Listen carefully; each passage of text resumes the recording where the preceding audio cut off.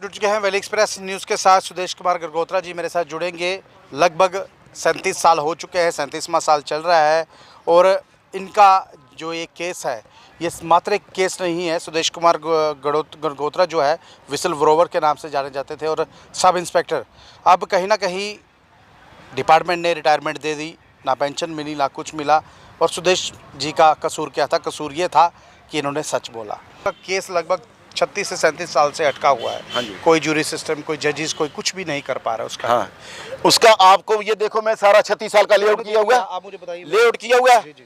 तो जितने cloud burst हुए ये देखो, ये मेरी डेट ऑफ हियरिंग तो जितना भी जो है तो ये आपके सामने 36 साल का रिकॉर्ड है। ये मैंने नहीं लिखा हुआ है, प्रिंट मीडिया का है। तो मीडिया जब बता रहा है earthquake and every court hearing, तब से हो रहा है।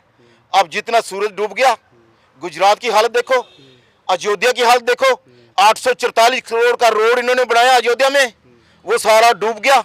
उसको बोलते हैं हमने इम्प्रोवाइज्ड मेथड से, ये टेक्नोलॉजी से जा रहा है ना कि सारा का सारा जलमग्न हो गया। हाँ, हो गया ना, पानी में चला गया। तो 844 करोड़। अब बिहार की हालत देखो, 15 पुल टूटे हैं एक महीने में। 15 पुल जो बिहार के में तो हालत ये है, आम कम टपक रहे हैं, पुल ज्यादा टपक रहे हैं। वही है। तो आप उधर से छोड़ो, मथुरा में चलो। मथुरा में इन्होंने वाटर टैंक बनाए 35 करोड़, वो धराशायी हो गए और उसमें भी नीचे आके लोग दब के मरे।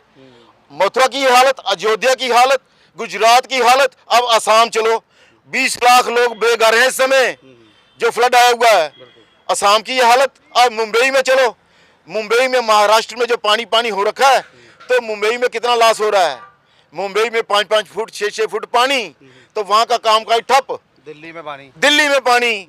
तो दिल्ली में आज आप देखो, जो स्कूल कल ये इन्होंने क्लासें बंद की हैं, उनकी कोचिंग सेंटर भी किए बंद। नहीं, कोचिंग सेंटर जो इन्होंने बंद किए 36-37, उसमें जो जब वो पानी में बच्चे डूबे तो तब इन्होंने कोचिंग सेंटर बंद किए। क्या उससे पहले वो बोल रहे हैं उधर का एडमिनिस्ट्रेशन, हमने इनको लिखा हुआ है, गवर्नमेंट को लिखा हुआ है कि ये हालत है इसकी, ये डूबते हैं पानी में, तो उसमें पहले क्यों नहीं एक्शन लिया? तो गवर्नमेंट जो है ये खुद ये सब कुछ करवा रही है। मुझे सुदेश जी फिर वही बात है, ये इन सब से आपका केस लगभग 37 साल से चल रहा है। इन सब चीज़ों से आपके केस का क्या लेना है? मेरे केस का ये लेना देना है कि जब ये अर्थक्वेक हुआ गुजरात में 26 जनवरी 2001, शुरुआत हुई जम्मू से और कंट्रोल हुआ जम्मू से। शुरुआत हुई थी मतलब 26 जनवरी 2001, 8:45 या 49 सेकेंड का टाइम था, जब ये मिनट का टाइम था, जब ये अर्थक्वेक शुरू हुआ। तो कंट्रोल हुआ 14 फरवरी 2001। 1 बजे का करीब टाइम था। ये दोनों टाइम मेरे पास नोट हैं। शुरुआत भी यहाँ से, कंट्रोल भी यहाँ से। और उसका ये सारा मैंने वृतांत बता रखा है कि जस्टिस आफ्टर 14 ईयर्स, एक जजमेंट आई जस्टिस आफ्टर 14 ईयर्स 2002 में, वो आज तक कंप्लाई नहीं हो रही, जिसमें डायरेक्टर जनरल ITBP ने अनकंडीशनल अपोलॉजी टेंडर करके तो माफी मांगी हुई है। डीवी ने डबल फैसला दे दिया हुआ, डबल बेंच ने फैसला दे दिया।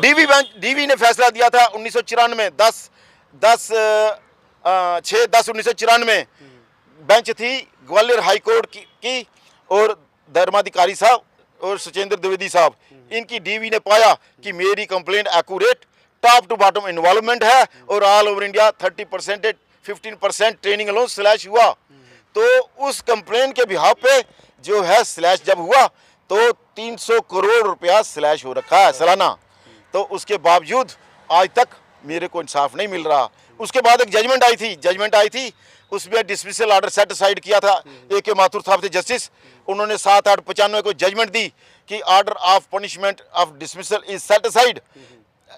Respondents have passed a total non-speaking order. None of the charge has been proved. तो none of the charge have been prove नहीं हुआ। तो फिर क्या? तो उसके बाद इन्होंने क्या किया, मेरे को रीइंस्टेट किया दोबारा उसी चार्जेस पे डिसमिसल, सेम चार्जेस पे दोबारा डिसमिसल। तो दोबारा मैंने चैलेंज किया, फिर 16/7/97 को जो सेटिस्फाइड हुई, फिर उन्हीं चार्जेस पे रिपीट करते हुए मेरे को इन्होंने दोबारा डिसमिसल दे दी, कंपल्सरी रिटायरमेंट दे दी 21/1/98। 21 जनवरी 98 को जब इन्हें कंपल्सरी रिटायरमेंट, CRP एक्ट है, उसके ऊपर क्या लिखा कि petitioner is not entitle for any back wages, जबकि जजमेंट थी for reinstatement with full back wages. आप अगर आईटीबीपी के जवान थे तो सीआरपी एक्ट से किस तरह से दे दिए? ये इन्होंने सीआरपी एक्ट एंड रूल लगा रखा है मेरे खिलाफ, जबकि मेरे को आईटीबी एक्ट एंड रूल लागू है, सीआरपी एक्ट एंड रूल लागू ही नहीं। अब इन्होंने जो चौथी बार डिसमिसल की हुई है ले से, वो डिसमिसल है under ITBP act and rule.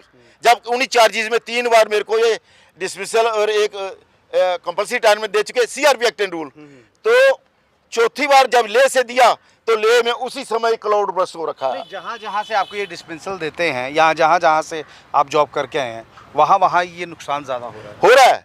Uttarakhand से ये शुरुआत हुई, उत्तराखंड सिंकिंग, जोशीमठ सिंकिंग हो रहा है, उत्तरकाशी सिंकिंग हो रहा है, और जम्मू कश्मीर हाई कोर्ट में, जम्मू हाई कोर्ट में ये केस चल रहा है 1990 से।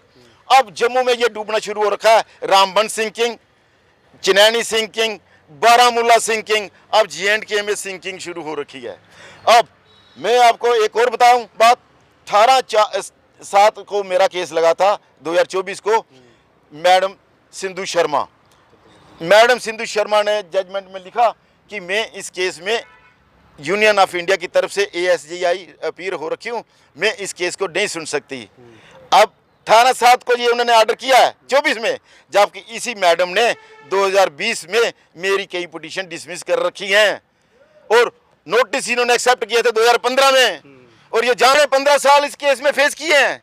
मेरे को जब इन्होंने झूठे केस में यूनियन ऑफ इंडिया ने अरेस्ट करा दिया तो 11/4/90 को इन्होंने इंटीमेट किया SSP को, 17/4/90 को मेरे को इन्होंने अरेस्ट करा दिया।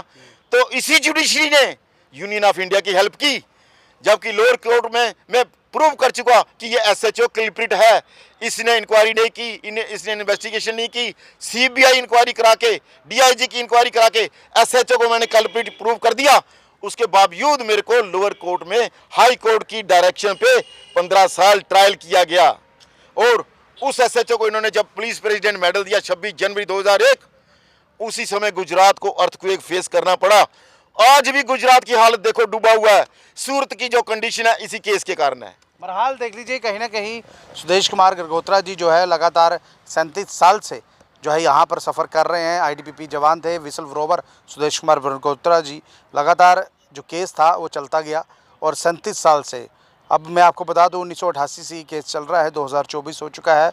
अब कहा जाए कि जजेस जो हैं वो फैसला कर रहे हैं। अगर ये केस सुना गया होता तो 1988 से आज 2024 आई केस का फैसला होता, जबकि डबल बेंच ने ये फैसला दे दिया था। उसके बावजूद भी इसको चैलेंज किया गया। अभी ये ITBP के जवान थे और CRP एक्ट से इनको रिटायर कर दिया गया, फिर दोबारा कभी डिसमेंटल, कभी रिटायर, कभी डिसमेंटल, कभी रिटायर, 3 बार इनके साथ ऐसा हो चुका है।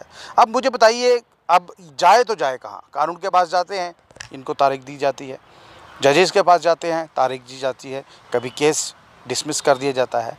और ये नॉर्मल केस नहीं है, ये वो केस है जो पूरे देश में पानी, अर्थक्वेक और कहीं ना कहीं जो बादल फट रहे हैं, ये इस केस के साथ सारा लेना देना है उसका। अगर ये केस हल होता है तो देश में जितने हिसाब से जो नुकसान हो रहा है पानी की वजह से, बादल फटने की वजह से, लैंड सिंकिंग की वजह से, क्या पता वो हल हो जाए। बहरहाल अगर ये लाइव दृश्य आपको अच्छे लग रहे हो, अपनी महत्वपूर्ण राय जो है कमेंट बॉक्स में जरूर रखिएगा, और इस वीडियो को ज़्यादा से शेयर कीजिए।